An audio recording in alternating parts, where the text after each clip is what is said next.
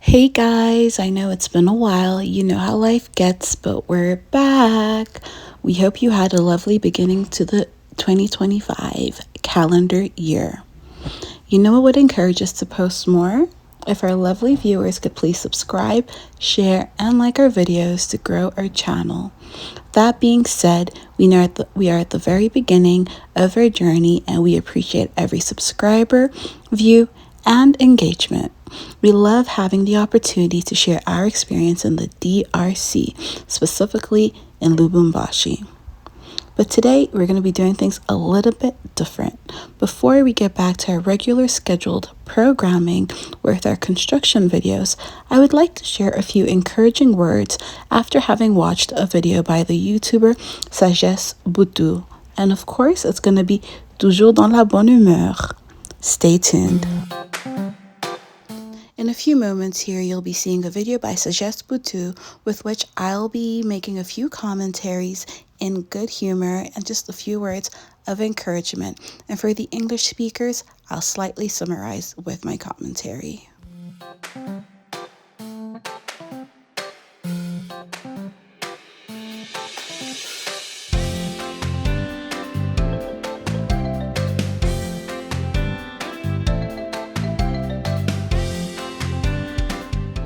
Question là qui revient tout le temps dans ma tête. Pourquoi les constructions en Afrique sont-elles moches? Pourquoi les autres ils font des belles constructions? Pourquoi ailleurs, partout ailleurs, que ce soit en Asie, que ce soit en Amérique, que ce soit en Europe, etc. C'est des belles constructions. Mais pourquoi nous en Afrique, on a toujours cette identité de la mocheté? Pourquoi les constructions sont-elles moches? Est-ce que c'est réellement possible de faire de belles constructions en Afrique? Est-ce que c'est réellement possible de faire des choses dont on voit ailleurs qui nous paraissent extraordinaires, qui nous paraissent tellement magnifiques, mais qui de prime abord sont vraiment très simples à réaliser? Pourquoi en Afrique on n'a pas ce genre de compétences? Figurez-vous que j'ai finalement trouvé la réponse. J'ai finalement trouvé le pourquoi en Afrique, on n'a pas ce genre de projet qui fait l'effet wow, qui fait l'effet extraordinaire. On n'en a pas.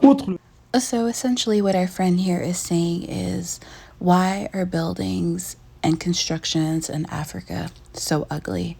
And I'd like to start off by saying, starting a building project in Africa takes a lot of courage because there are so many hurdles that may discourage a person.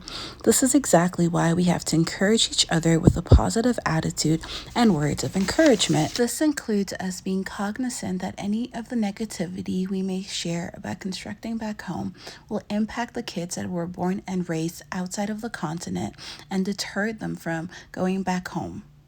SAGESSE Boutou makes a lot of good points because, of course, this is his area of expertise. But I do believe that to get where he wants to take African architecture, we can't ignore the realities on the ground, and we can't stop trying to overcome them because we don't have all the capabilities just yet. Our friend shares that buildings and constructions in Africa are ugly and are not comparable to the rest of the world. It is with these peculiar designs and interpretations of Western and Eastern construction that African countries will find the unique tastes. Western designs do not define beauty, although I do agree that we must pay attention to details to ensure that these projects are aesthetically pleasing and architecturally sound.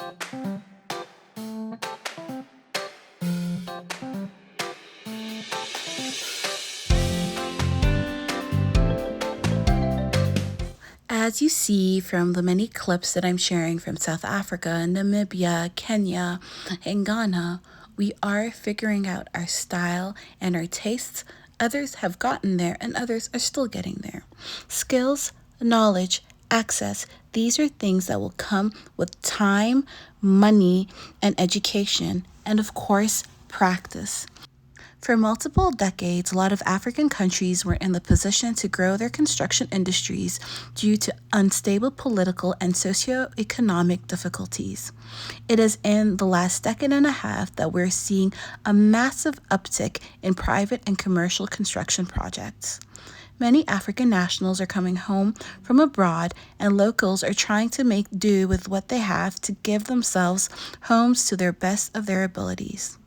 And I do agree that we need to aim for and ensure that the quality of homes we build are up to par.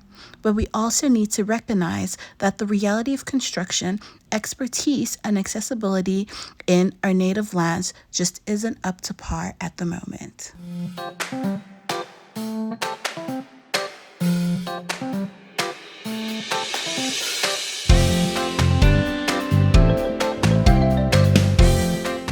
If we do not go back and invest and also show that quality projects aren't impossible, even with the hurdles one might face, then will we develop ever?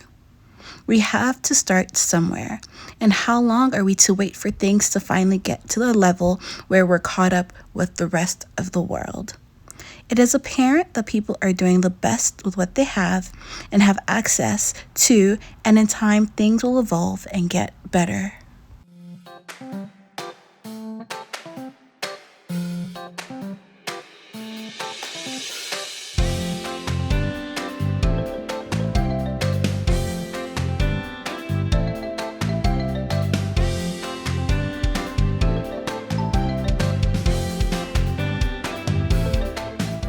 And this is why I would kindly like to invite you to join us in our adventure of building our own version of small and quiet luxury in Lubumbashi with what God has provided us in terms of accessibility, monetary funds, and just materials found on the locale.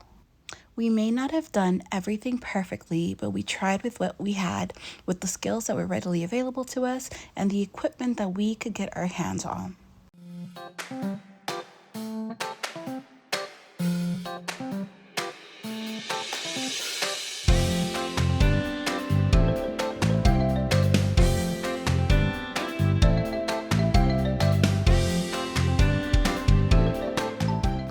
And throughout my journey, I've drawn inspiration and encouragement from the likes of Philippe Simon, Jean-Yves, Aïté Morid, and many others. They are courageous young Africans who have gone ahead and tried to make a difference in a difficult construction landscape so that foreign investors don't dominate the sector. I know that this was a different kind of video, but don't be too worried. We'll be back next week with new updates on our project in Lubumbashi, the Democratic Republic of Congo. Again, please like, share, and subscribe to our channel for more. Be blessed, guys.